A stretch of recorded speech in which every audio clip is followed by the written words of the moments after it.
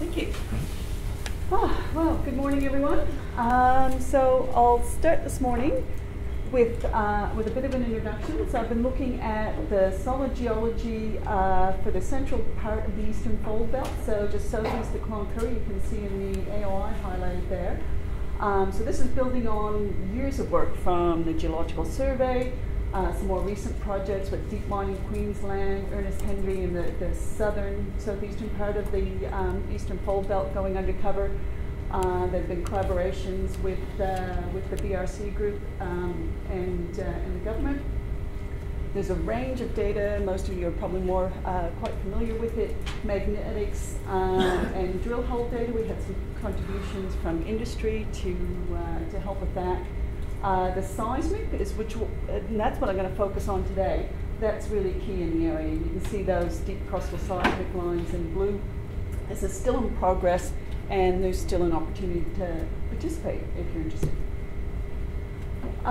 So I've had a long career. I mean, I started as a structural geologist not far from here when I did my PhD a long time ago. But since then I've spent most of my career working with gravity and mag data and more, arm waving, as Matt said, about regional geology. So my approach is always looking at the crustal architecture. When I sat down and started looking at this area and looking at the detail and the complexity of the folding and the faulting through here, and I couldn't see it. I had to step out to the larger scale and think about what was happening in the underlying crust, and that's the approach I've had, for most of my career. And the last decade or more I've spent on the petroleum side of things, helping petroleum companies understand basement underneath, much thicker cover, under kilometers of cover beneath their basins. So the seismic's really been key to help me understand that, but you've got to integrate it with everything else. I'll quickly just look at the stratigraphy. I'm sure everybody's familiar, but just in case, we'll go regional, then we'll come in and look at, what evidence do we have for the amount of extension in the Soldiers Cap group, because as soon as I started looking at this area, that was the thing that became clear. It's pretty significant, and therefore I had to really understand that. And then we'll zoom in and have a quick look at some of the seismic in the AOI. So we're focused in on the Soldiers Cap group and east of the Cloncurry Fault. So in the Soldiers Cap domain, I'm not going to use the formation names a lot, but we're looking at Llewellyn Creek, Mount Norna, Tool Creek, the correlative units to the west in the Selwyn-Marimo domain, Curadala, New Hope, and Answer Slate. So many people have looked at this and talked about the extension during deposition of the Soldiers Cap group, and there's certainly evidence it's increasing. We're getting deeper water here through time. There's voluminous mafic igneous rocks through this package, much more common in the Tool Creek.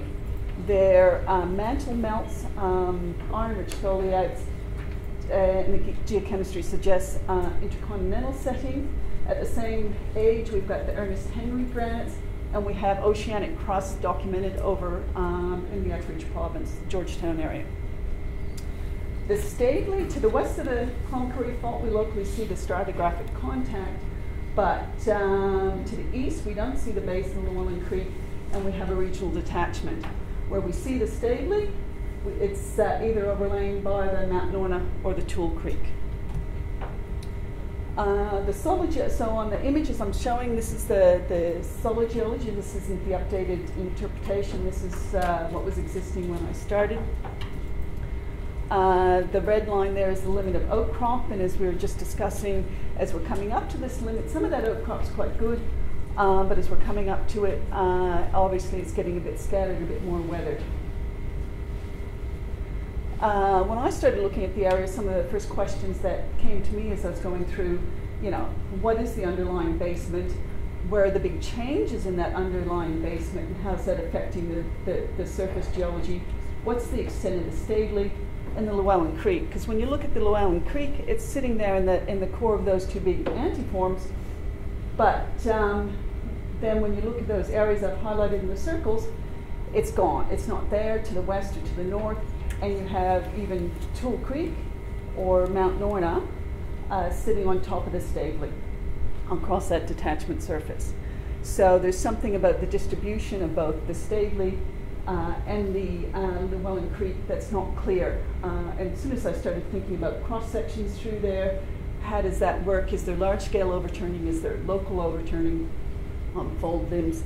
And the Stavely doesn't, based on the mag, because it's got a fairly distinctive signature, nobody suggested that it comes back to surface in the covered area based on the mag. So we'll look at the seismic data, and anybody who's had a look at it knows there's some differences in interpretation that have been presented for this area.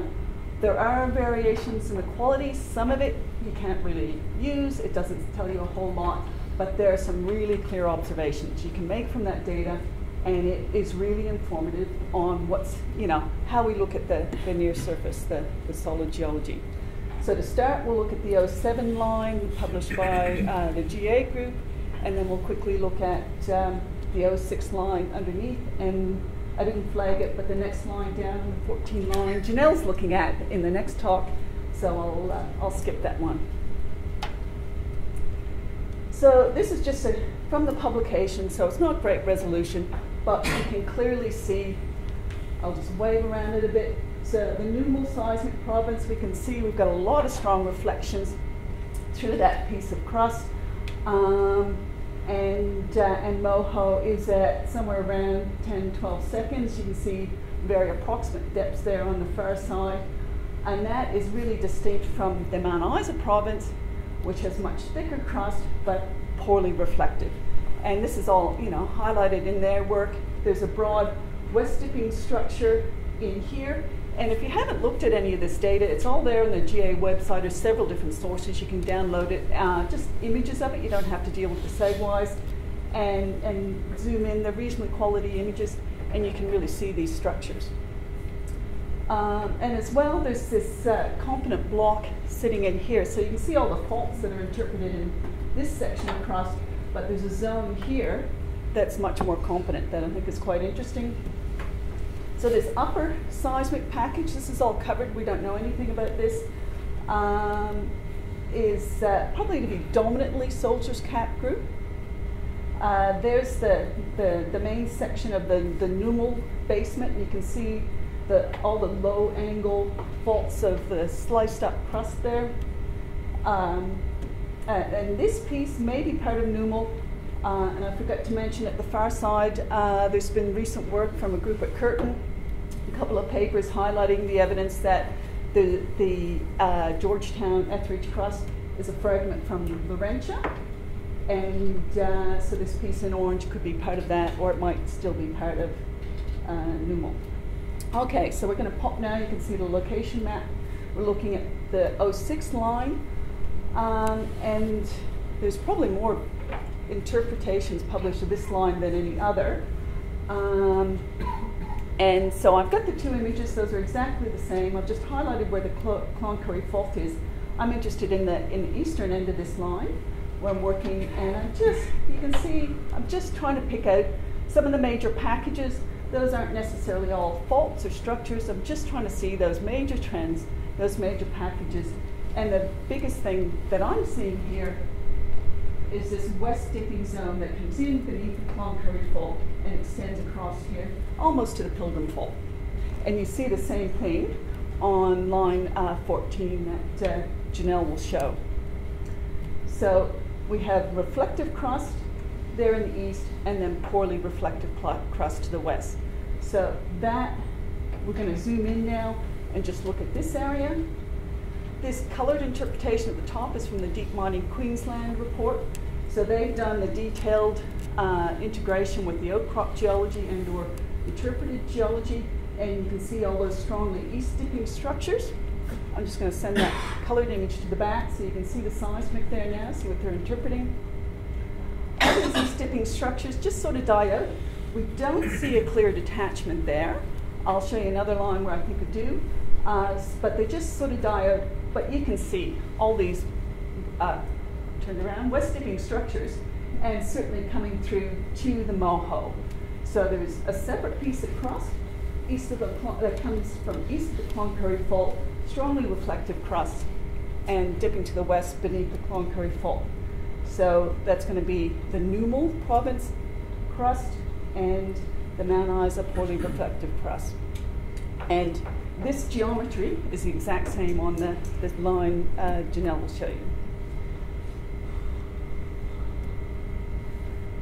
In terms of extension, lots of people have talked about extension through the history of the Mount Isa area. So specifically looking at the Soldiers Cap group time, and there's models here from Giles for an intercontinental basis, and Gibson for a back arc basin.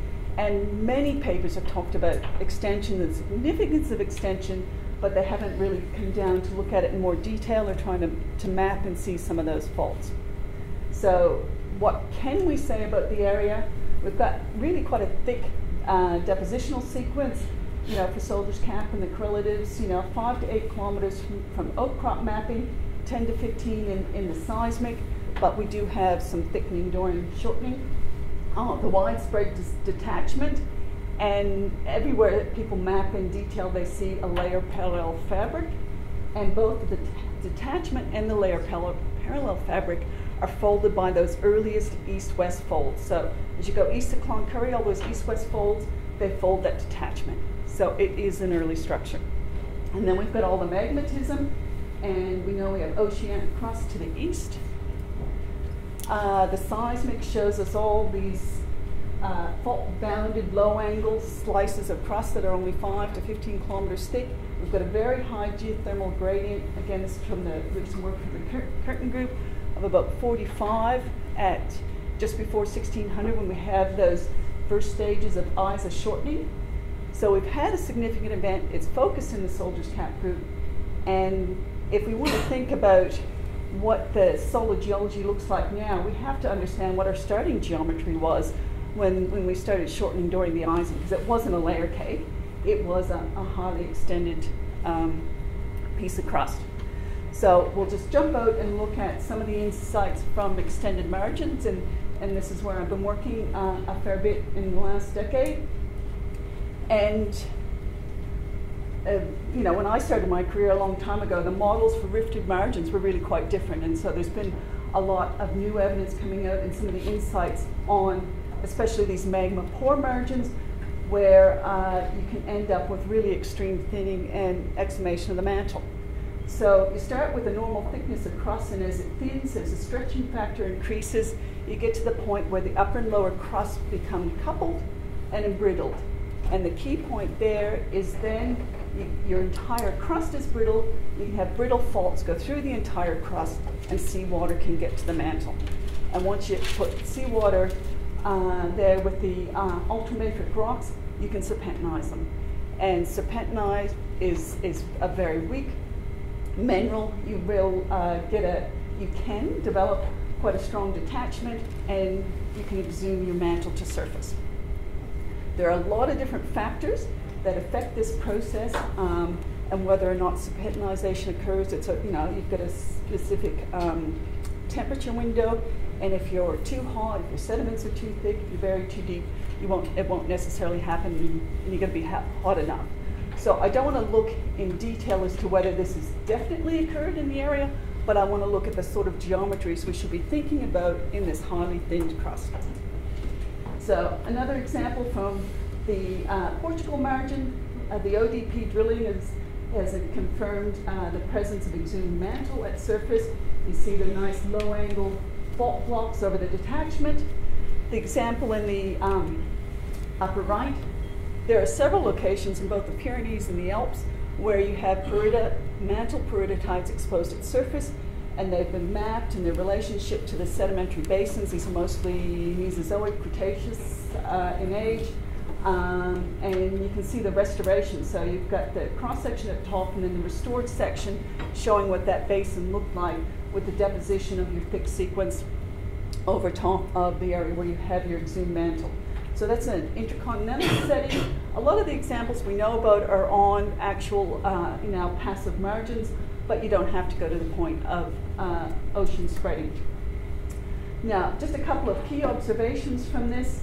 The area where you have the greatest thinning is where you have lost the most stratigraphy, where you see your youngest units overlying the detachment. which in these examples is the exhumed mantle, but it doesn't necessarily have to be that. So if you've got the most missing stratigraphy, that's your zone of greatest thinning.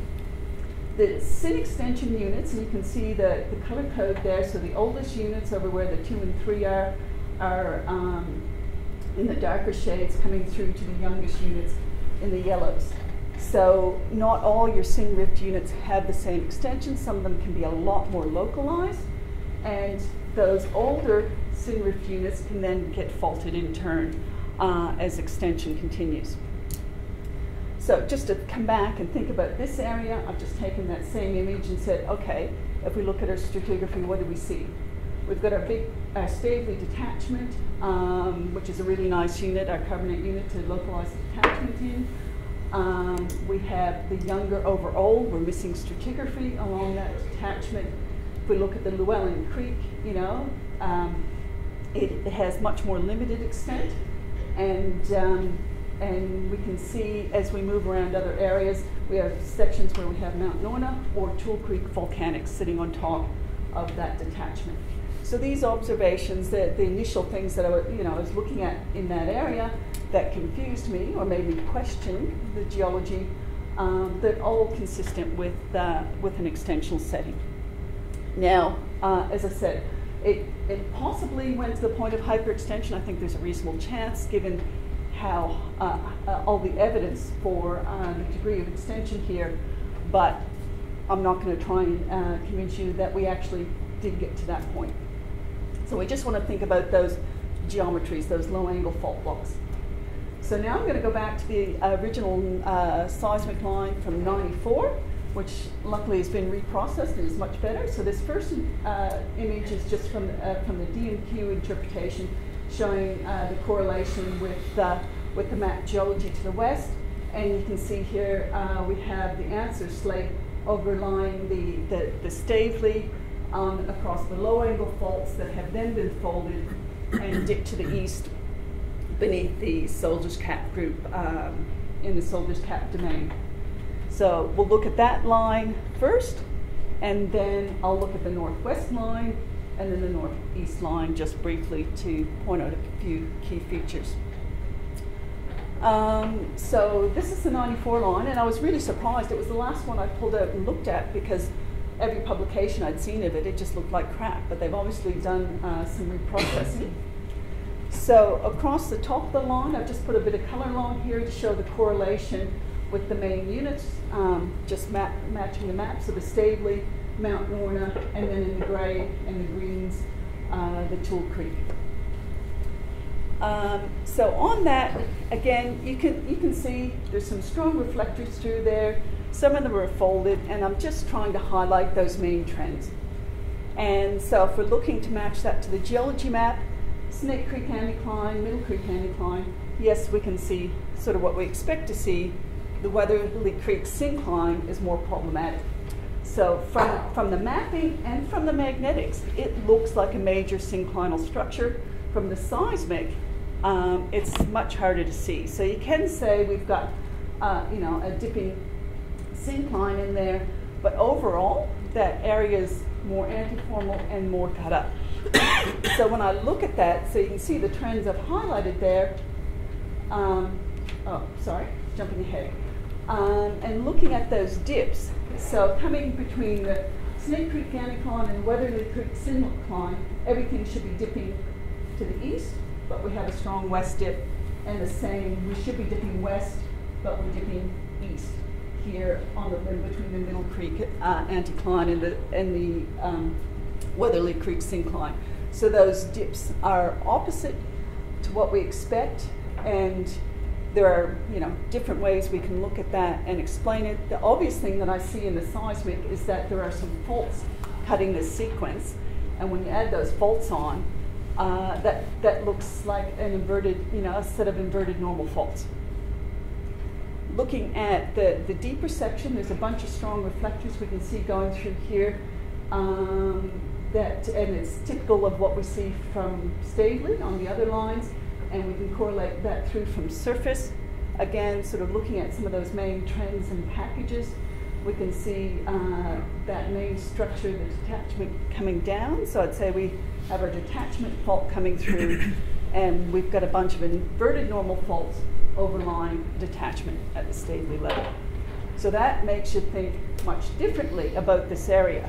We still have to think about what the magnetics are telling us, but we have to work in what the seismic's telling us as well. Now, very quickly, the line that trends up to the northwest there, you can see it on the map.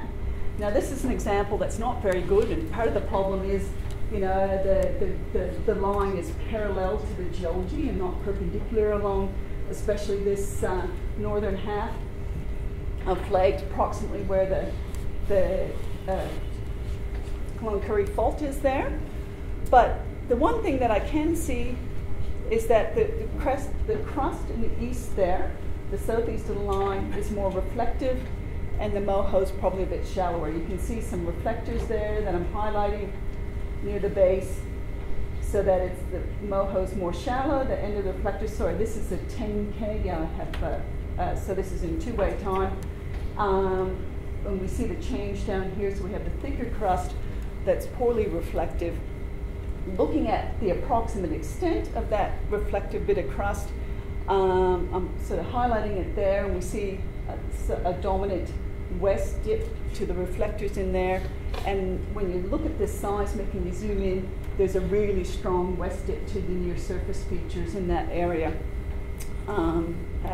along the line sitting above that reflective crust. So it looks like we have numal crust and isocrust on either end of the line. What's happening in the middle, we really can't see. There's nothing from the seismic that helps us see that.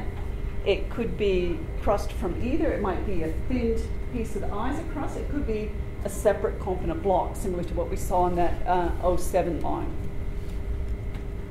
Now, this is the last line. This is the line that trends to the northeast. And you look at that one, and the whole thing's reflective. All the way across there, that crust is highly reflective, and it has a dominant, oops, did that come up? Oh, sorry. The moho's at 12 to 15 seconds depth there. You can see it reasonably clearly. And all the main trends you see through there are dipping to the west, and they're going through much of the crust. We're not seeing a big distinct break between an upper and lower crust coming up to the Cloncurry fault. So this line intersects the 06 line that we're looking at. You can see on the map there, and this is the same relationship. We've got the Cloncurry fault and all the east dipping features to the west that we saw on the 06 line. And we have the strong west dip, the highly reflective crust that comes beneath that. So that, I would say, is entirely from the Numal province. So, what's the seismic tell us? It actually, you know, there are some areas that, you know, it doesn't tell us a whole lot, but there's some areas that gives us some really clear key information. We have the highly reflective crust of the Numal, highlighted there in yellow, and that comes through beneath the Soldier's Cap group. There's that component block that we saw in the 07 line, may come through to this area as well.